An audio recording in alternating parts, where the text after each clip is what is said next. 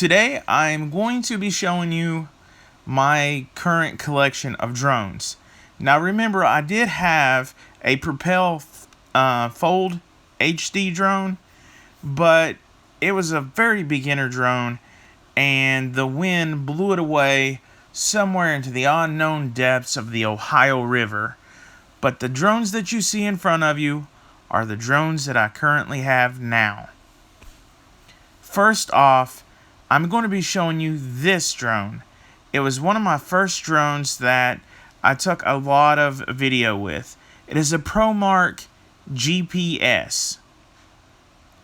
And it does have brush motors. And the thing about this drone is the remote. It fits some phones, but it won't fit the bigger phones. So it is pretty comfortable though. And this was the first drone that I really started taking a lot of videos with, and that I could just hit the return to home button. As you can see, there's a picture button and a video button and a button to move the camera up and down when you're actually flying the drone. And the bad thing about it is, though, the built-on camera is only 720p on the resolution. So it's not the best quality, and the motors are brushed motors, so they're not as good as the brushless motors on the drones. The flight time on this drone lasted me about 9 minutes, so you know, that's pretty decent for a starter drone. And to have a GPS, it never got lost. It always came back to me. My only gripe of it was short battery life and not the best quality with the camera. So what I did was, I had 5 of these that I got off someone that sells pallets of things, and I'm pretty good with electronics. So I ended up getting 5 working Promark GPS drones. As you can see here, I started to mod it. I put a non-motorized gimbal, and I put my GoPro Hero 5 Session. I mounted it onto this drone. Here is the Wi-Fi adapter right here that's attached to the leg. And I modded the back, and I modded the plug-in so that it could take a 2-cell LiPo battery that could increase the flight time of this drone to about 12 minutes. Now, the only downside to doing this is that the built-on camera, you could see through the app on your phone where you were flying. But with a modded camera like this, you have to fly in line of sight so that you know exactly what you're recording, because you really can't see it on your phone, because you can't run Wi-Fi on the camera because it will interfere with the remote control. Hopefully that didn't go over your head.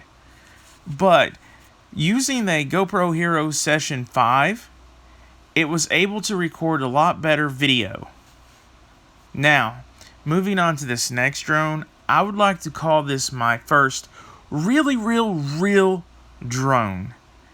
I still have it. In fact, I still have all of the drones in this video, but this drone first melted my heart. It is the DJI Spark. It is a kind of a cute little drone. It has brushless motors, which means, you know, it packs a punch. I really liked how the controller here, how it's set out. Now, one of the bad things about this controller is they want you to take off like any OtterBox or any kind of protective covering to your phone before you slide it into the controller. But there are ways around that and adapters you can buy, which I did. And then that makes it not a problem at all. Now let me show you how big this drone looks compared to my hand. And you can see it's relatively not big at all. A small drone and it does have a built-in, motorized mechanical gimbal. Now on this drone, it does have, as I'm showing you, obstacle avoidance sensors, and it does have LED lights on the bottom, and also sensors on the bottom, right here and right here, to enable it to land.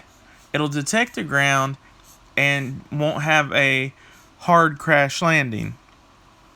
So it does have a 1080p camera with a 2-axis motorized gimbal, which gives you buttery smooth video.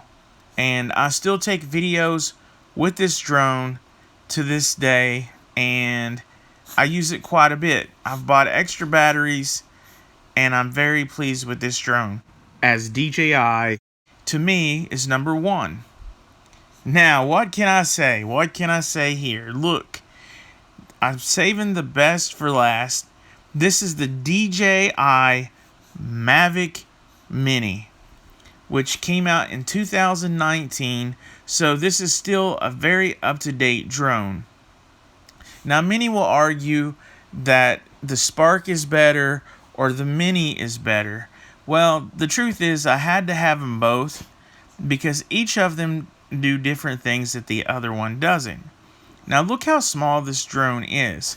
They made it specifically this small so that you wouldn't have to register with the FAA, because it only weighs 249 grams. If it had weighed 250, you would have to register, but it just beats that weight. You can see here that the arms and legs just fold out from the small form factor that it is, and it does have a plastic hood over the gimbal. Now, the motorized gimbal on this is actually a 3-axis instead of a 2, so that is better than the DJI Sparks, only 2-axis. So this camera is better, and instead of 1080p, this does 2.7K at 30 frames a second. So that makes the camera, to me, twice as good as the camera in the DJI Spark. And having the 3-axis instead of a 2 makes a huge difference. And the battery life on the Spark is 15 minutes, whereas the battery life on the Mavic Mini is around 30 minutes. So having both of those is having like the complete package and the complete deal. It's all I could ever want to record anything in the air. I hope you guys have enjoyed the video. Please like and subscribe.